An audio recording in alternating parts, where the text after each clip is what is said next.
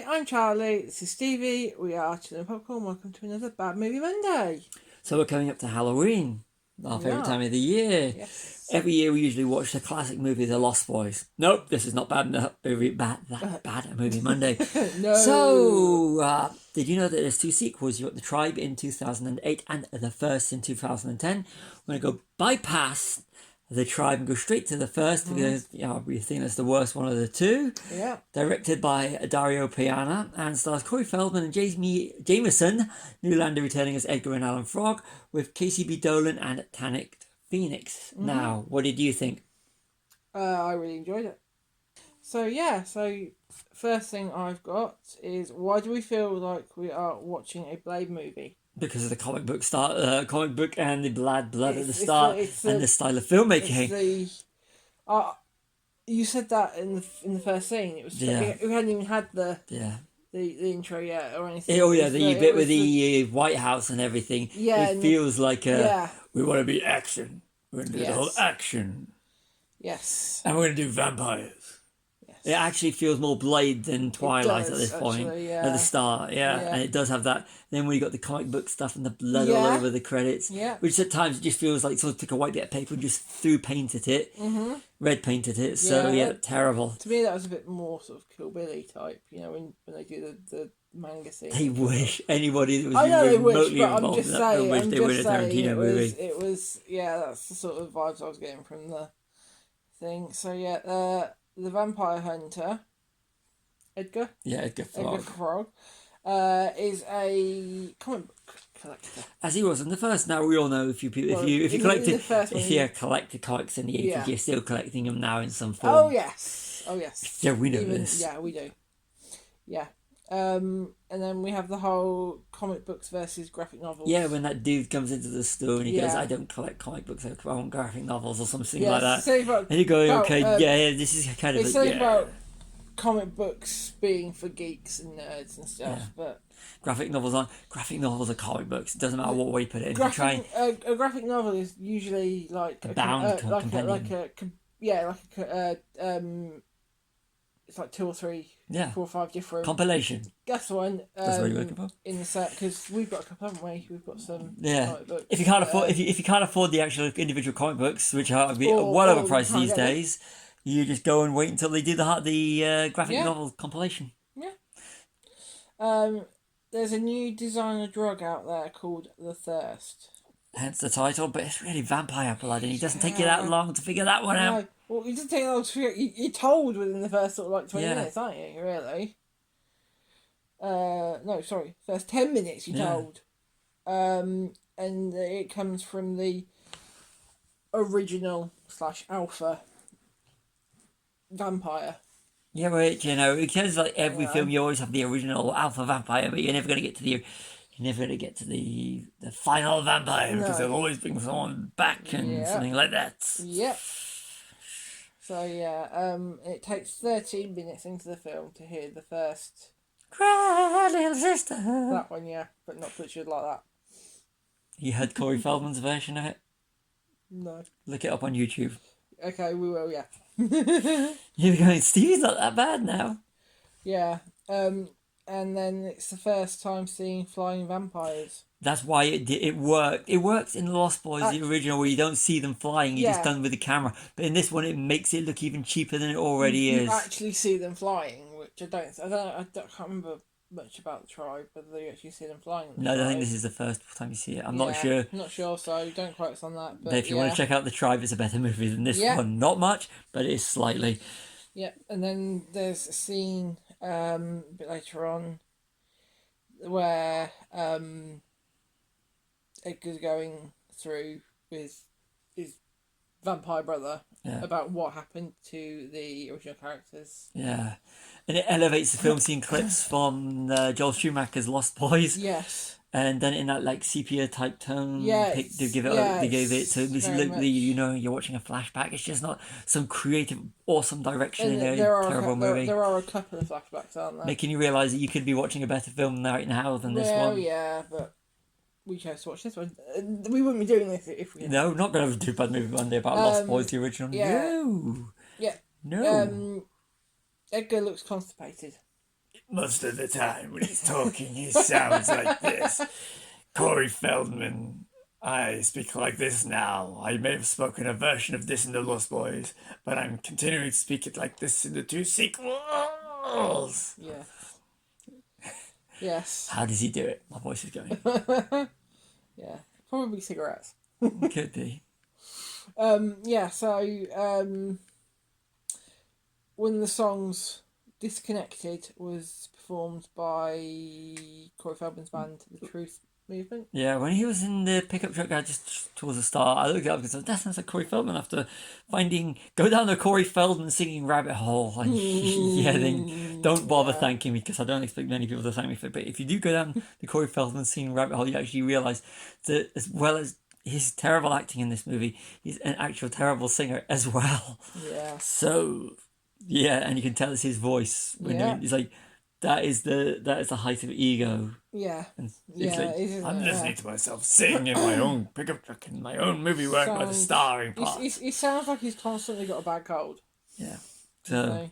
Yeah. And then you said this about him: the older he gets, the worse actor he becomes. He's terrible in this movie. You can't argue it's just the script and everything. His performance is bad. I mean, look at it. He went from doing The Lost Boys, Goonies, Stand By Me. Yeah.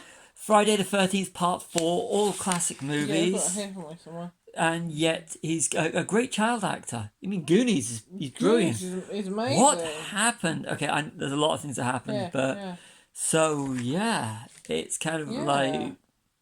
I mean, I wish Corey Feldman all the best, but damn, you are.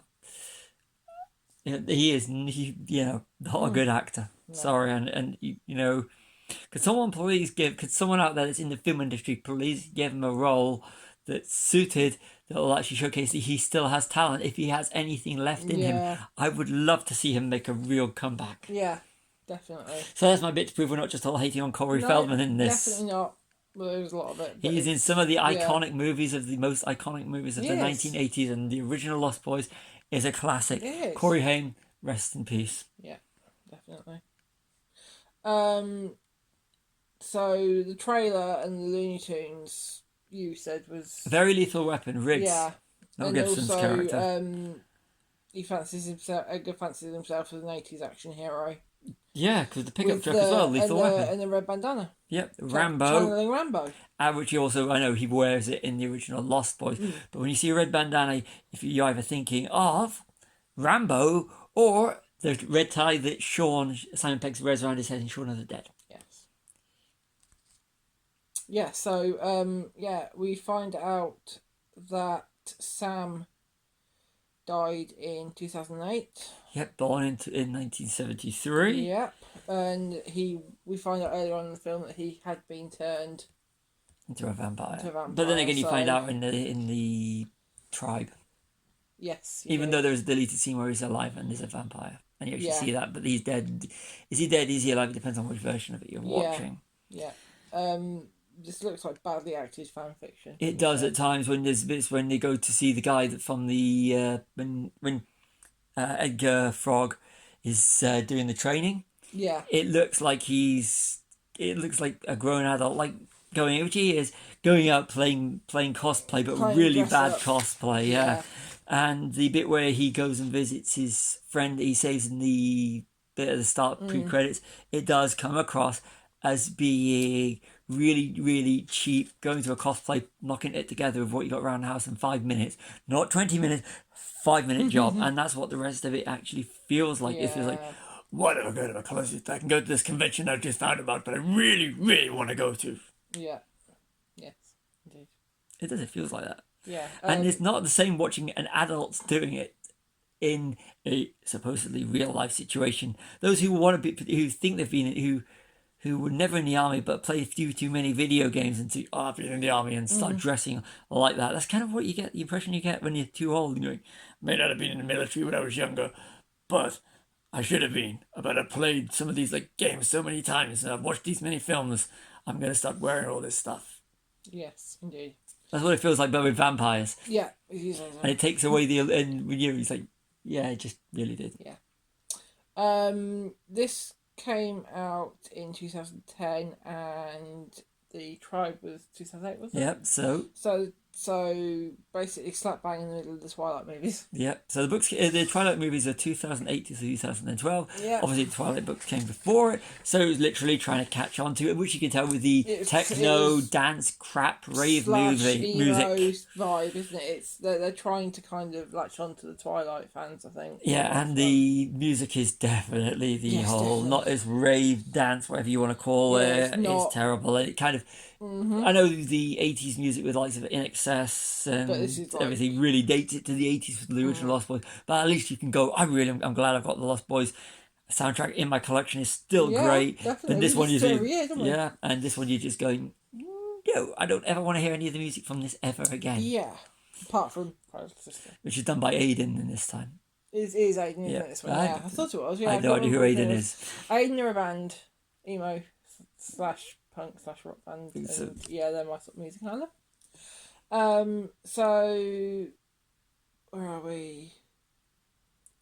The fact that the movie was made gives hope to aspiring filmmakers. Yeah, could we my writing then? Yeah. Yeah, if you watch this movie and you go, you know what, I could do better on this less budget, and I'm actually thinking that now. If I could just get a script, kind of like write it. Yeah. Going forward, you may see a movie under our banner eventually. Yes, but if that can get a release, anything can get a release. Very true. Yeah. There's too much daylight. There is too much daylight. It's a vampire movie. It's a vampire movie. Where's the darkness? Where's the darkness? I believe in a thick of love. Yeah, the darkness would actually work better. Yeah. No. The dark and the kind of crypts and stuff that you associate with vampires, unless it's Twilight. Where they sparkle. Yeah, they sparkle. You know what? If I had to choose between, let's stop with the Twilight fashion. We're talking about Lost Boys, the Thirst, not. They sparkle. Not Twilight. We might do Twilight another time. Next year's Halloween. Yeah. We'll go through all of them. What's wrong with Twilight? Okay. 45 minutes for the gore to really begin, wasn't it? And then it was over too quick. Yeah, in a 1 hour 21 minute runtime. Yeah. And then you've got Lars, who's the YouTuber, I suppose you call him now, the reality TV chasing guy, faking it. Yeah. Basically taking the mickey out of kids dressing up and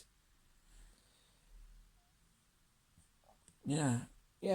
It has basically, a feel of it. It has they take the mickey out of the audience. They're taking the mickey out of the core audience in this thing. Saying when they take the mickey out of kids dressing up in like goths and getting dressed up like vampires, which is basically what they're doing to make this film. I was going to say emo and goth were thrown around quite a lot there, weren't they? Yeah. It was sort of in the peak of the emo movement. I think sometimes it feels like what older people would do if our generation tried to write for a younger generation, but still trying to keep the older generation who was interested in the first film, mainly trying to appeal. It's kind of people writing for an audience they have absolutely no idea. I would never claim to know what a 20-year-old likes. No.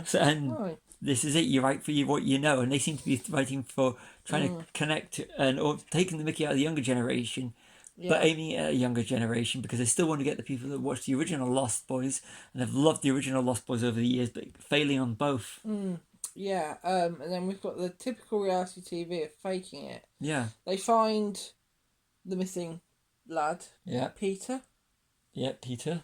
They find Peter, but it's too early on, so this is Lars and Klaus. Yeah. His cameraman. Yeah. Because they're split up into two teams, and they find Peter, and Lars says it's too early, we'll go and just wander around for a bit and come back. Yeah, basically saying, whereas nowadays it would have been, we found him, let's do this, but then we'll fake it afterwards. And we'll add some bits and pieces in. Yeah. So one thing I did notice about this one is that all the vampires seem to die in the same way, whereas in the first one, it was each one goes differently. Each one's unique. But there's a less vampire body count because this one there's more and more vampires, and nobody cares about them because they don't give you time for the characters to be developed, so you don't care when they die. Yeah. Okay, so we've got Alan comes and saves the day. Yeah, Alan Frog saves the day. set him up to bring him back, which is a role of filmmaking. Yeah, definitely, yeah. The Alpha is British. Peter. Who's only, when I looked at IMDb, Felix Moss, and he's only had a small part in The Kingsman. So he's only done 2 films. Fair enough.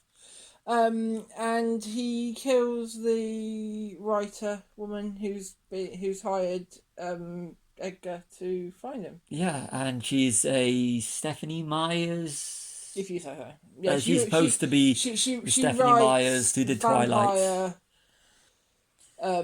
Blatantly Stephenie Meyers. Yeah. Although, and I'm not a Twilight fan, but the fact that it's made so much money and she wrote so many books about it, I don't know how many books she's done, but it goes to show she's got talent, and the way they do her in here, I bet she was laughing, going, yeah, you can do this. Yeah. But if she's actually took the time to watch this movie, she was laughing and going, yeah, how much do I make? How much did you make? Yeah. I think she's quite happy. And that's me defending her, not as a negative towards her. Yeah, definitely.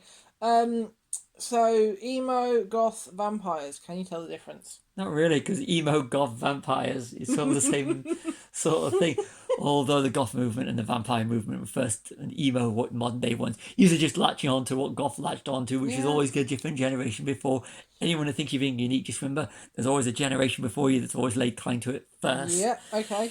The Alpha, but we did it better. Yeah, the Alpha sounds like the Emperor. He does. Peter at some place did sound like the Emperor. I am a vampire. So. I am the Alpha vampire. Especially when he reveals himself. I thought he sounded like the Emperor from Star Wars. We have Frog versus Frog. Yeah. Frog versus Frog. Each one of one's a vampire waiting to be returned human again. Yeah. Spoilers. Who cares if you're watching this? Yeah. On this one. And then you have Chrysler Sister again. Yeah, twice more. We have 3 in this one. Yeah, we do. The Frog Brothers reunite. Yep. And then right at the end they hint at werewolves and potentially another film. But his little girly friend that we haven't really touched on. Zoe KCB Dolan. Yeah, she's like it's actually quite hinted subtly that she's a little bit different. But it turns out she's a werewolf. She knows about vampires, and she doesn't really have any real reason for knowing about vampires. Other than she works in a comic book shop, and she looks like the type that would actually be known to all this sort of thing, like a typical Twilight person. Yes. So it kind of makes sense that she'd actually be latching on to someone that looks a lot older than she does, even though Corey Feldman's aged well, but he's obviously older than she is, and it's kind of like going, Yeah, and then Cry Little Sister over the end credits. Yeah, like the third time. I think one of them is the original version. Yeah. At least one of them is the original version. Yeah, so what did you think? I enjoyed the film. Like most films, I enjoyed it. It was a bit weird and silly at times, but it's what you get when you get to the third film of something. Especially, it was quite a big gap between the original one, and the 2 sequels, wasn't it? 'Cause it was 21 years. Yes, that's quite a big gap between them. 87 to 2008, so 21 years. But here's the thing. Yeah.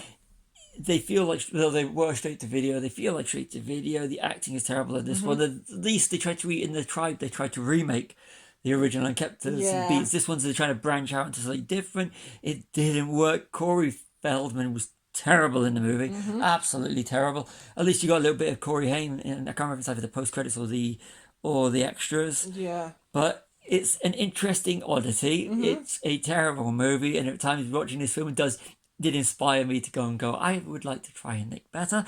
Now, if you compare it to other vampire movies, you got 1996 is From Dusk Till Dawn. Yeah. You got From Dusk Till Dawn series. And you got Blade. And you've got Blade, of course, which late 90s. Yeah. And you've got, of course, What We Do in the Shadows movie and TV series. And so Buffy the Vampire Slayer, which also came in the period between Lost Boys and Lost Boys, the Tribe. Yeah, and there's the other one, not Resident Evil, the other one. Vampires versus Werewolves. I can't remember what it's called. There's a whole load of them. Underworld. I never watched that, but Underworld, yeah. As a vampire movie, I haven't seen it either, but I want to see it. But as a vampire movie, as a horror movie, it picks up in the 45-minute mark. Yeah. But it's still terrible, and it has some nice moments in the bit before the climactic battle about reality TV, and but Corey Feldman does let it down. The storyline lets it down. Yeah. But even though you could tweak it a little bit, the constant daylight when other than the third act. When they're in lets the it down. Yeah, it's more. It does at times with the costumes and the production value. With a few tweaks, they could have made a lot better on a limited budget, rather than just go. It was a bad movie. I mean, it's a bad movie. Yeah. And I found myself looking at notes and. On IMDb, more than most movies. Where I was saying, are you actually watching this? Yeah. Are you actually watching this? So it's one of these things. This is like maybe the second or third time I've watched it. Second time. Yeah, we did watch all the extras. I mean, here's the thing: get the Blu-ray box set, because you can usually get the box set. You're gonna get if you haven't got the original Lost Boys, and pretty cheap, wasn't it? Yeah, and it's got extras on it. So if you want to have, if you're interested in the movie, the Lost Boys, and you can literally get it as a box set with the other two. Yeah. They're a nice curiosity. They are bad movies, but that's my opinion. And that's our opinion. Yeah. Otherwise we wouldn't feature it, would we? No, it wouldn't be a Bad Movie Monday. Right. But to me, this is a bad movie. Okay. Lost Boys, The Thirst, and the Flying Vampires didn't, and the whole aiming for a younger market. Yeah. You know, if you've got something if you've got a sequel or a remake or a reboot, you try and get the original audience in, which they did because it's a Lost Boys movie.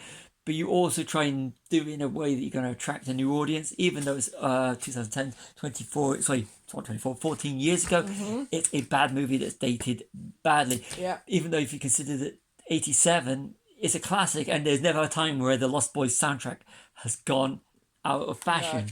No, it's a classic movie. It's film, Joel Schumacher. Yeah. Genius filmmaking. Yeah. Right. This one is not. No. Okay. So we're going to end it here, yeah? Yep. Yep. So I've been Charlie. This is Stevie. We are Chilling Popcorn. Like and subscribe. Next week, the Halloween.